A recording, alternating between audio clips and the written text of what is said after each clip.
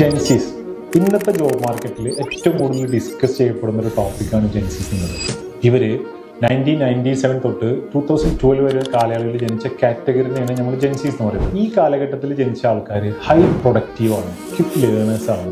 ഇവർ പോലെയുള്ള technology use ചെയ്യാൻ അത്രയും ഏബിൾ ആയിട്ടുള്ള ആൾക്കാരാണ്. പക്ഷേ ഇവരുടെ പ്രശ്നം എന്ന് പറയുന്നത് ഒരു വർക്ക് കൾച്ചറിലേക്ക് വരുമ്പോൾ ഇവർ ടൈം തീരെ നോക്കാത്ത ആൾക്കാരാണ്. ടൈമിന് വരുന്നത്, അവർ പോകുന്നത്, ലീവ് എടുക്കുന്നത്, ഇമ്മീഡിയറ്റ് ആയിട്ട് ലീവ് എടുക്കുന്നത്, അതേപോലെ തന്നെ ഒരു എന്തെങ്കിലും തെറ്റുകൾ കണ്ടാൽ അത് പറഞ്ഞു കൊടുക്കുമ്പോൾ അതിനെ അവർ റിയാക്ട് ചെയ്യുന്ന രീതികൾ, പിന്നെ ഡിസിഷൻസ് പെട്ടെന്ന് ക്വിക്കായിട്ടുള്ള റെസിഗ്നേഷൻ വെക്കുക എന്നിങ്ങനെയുള്ള കാര്യങ്ങളാണ് ഇവരുടെ ഒരു പ്രശ്നങ്ങളായിട്ട് വർക്കിൽ അല്ലെങ്കിൽ ഒരു കമ്പനിയിൽ ഫേസ് ചെയ്യുന്നത്. ഒരു ബിസിനസ് ഓണർ എന്ന നിലയിൽ അതല്ലെങ്കിൽ ഒരു HR കൺസൾട്ടൻ്റ് എന്ന നിലയിൽ ഇതിന് രണ്ട് തരത്തിൽ മാനേജ് ചെയ്യാൻ പറ്റും.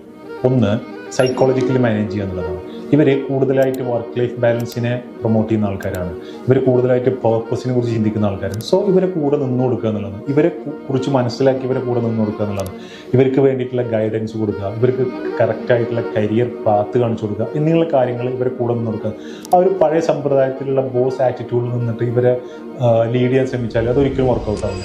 രണ്ടാമതായിട്ട് കമ്പനിയിൽ പ്രോപ്പറായിട്ടുള്ള CRM കൊണ്ടുവരിക എന്നുള്ളതാണ്. നമ്മളെ ഡാറ്റ എപ്പോഴും നമ്മൾ സെക്യൂർ ആയിട്ട് ഒരാൾ ഇമ്മീഡിയറ്റ് ആയിട്ട് പോയി കഴിഞ്ഞാലും അടുത്തൊരാളെ റീപ്ലേസ് ചെയ്യാനുള്ള ഒരു HR സിസ്റ്റം ഉണ്ടായിരിക്കുക എന്നുള്ളതാണ്. ഇങ്ങനെയുള്ള കാര്യങ്ങൾ വെച്ച് കഴിഞ്ഞാൽ നമുക്കൊരു ജെൻസീസിനെ പ്രോപ്പറായി മാനേജ് ചെയ്യാൻ പറ്റും.